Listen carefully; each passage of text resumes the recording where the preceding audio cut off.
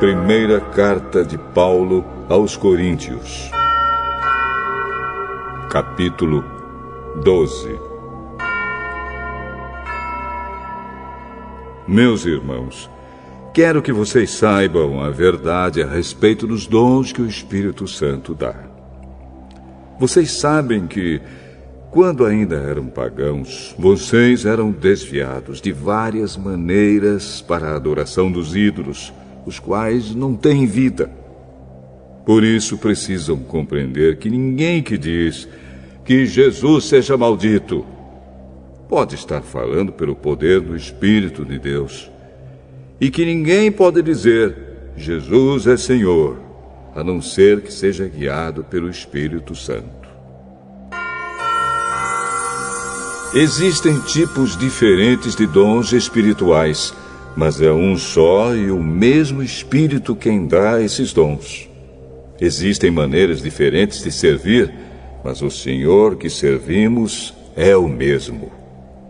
Há diferentes habilidades para realizar o trabalho, mas é o mesmo Deus quem dá a cada um a habilidade para fazê-lo. Para o bem de todos, Deus dá a cada um alguma prova da presença do Espírito Santo. Para uma pessoa, o Espírito dá a mensagem de sabedoria, e para outra, o mesmo Espírito dá a mensagem de conhecimento. Para uma pessoa, o mesmo Espírito dá a fé, e para outra, dá o poder de curar.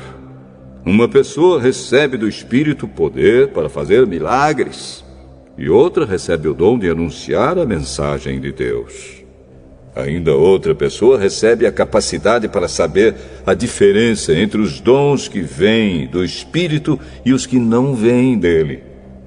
Para uma pessoa, o Espírito dá a capacidade de falar em línguas estranhas, e para outra, ele dá a capacidade de interpretar o que essas línguas querem dizer.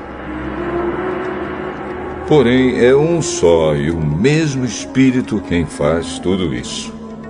Ele dá um tom diferente para cada pessoa, conforme ele quer. Cristo é como um corpo, o qual tem muitas partes. E todas as partes, mesmo sendo muitas, formam um só corpo. Assim também, todos nós, judeus e não judeus, escravos e livres, fomos batizados pelo mesmo Espírito para formar um só corpo. E a todos nós foi dado de beber do mesmo Espírito. Pois o corpo não é feito de uma só parte, mas de muitas.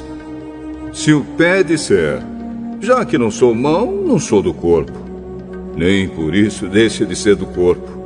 Se o ouvido disser, já que não sou olho, não sou do corpo, nem por isso deixe de ser do corpo. Se o corpo todo fosse olho, como poderíamos ouvir? E se o corpo todo fosse ouvido, como poderíamos cheirar? Assim Deus colocou cada parte diferente do corpo conforme Ele quis. Se o corpo todo fosse uma parte só, não existiria corpo.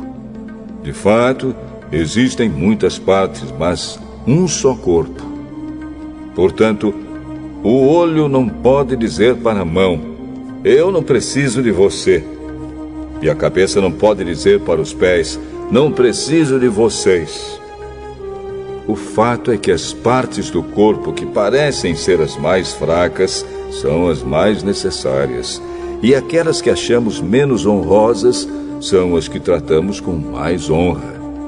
E as partes que parecem ser feias recebem um cuidado especial que as outras mais bonitas não precisam. Foi assim que Deus fez o corpo, dando mais honra às partes menos honrosas.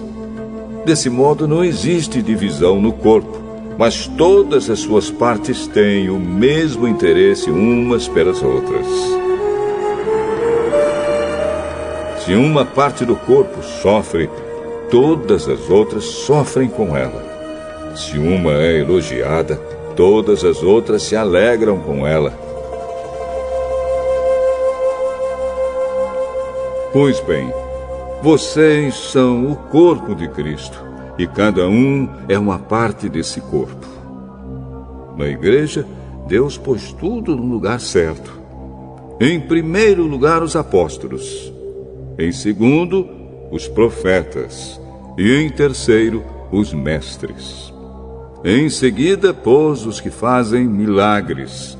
Depois, os que têm o dom de curar, ou de ajudar, ou de liderar, ou de falar em línguas estranhas. Nem todos são apóstolos, ou profetas, ou mestres. Nem todos têm o dom de fazer milagres, nem de curar doenças, nem de falar em línguas estranhas, nem de explicar o que essas línguas querem dizer. Por isso, se esforcem para ter os melhores dons. Porém, eu vou mostrar a vocês o caminho que é o melhor de todos.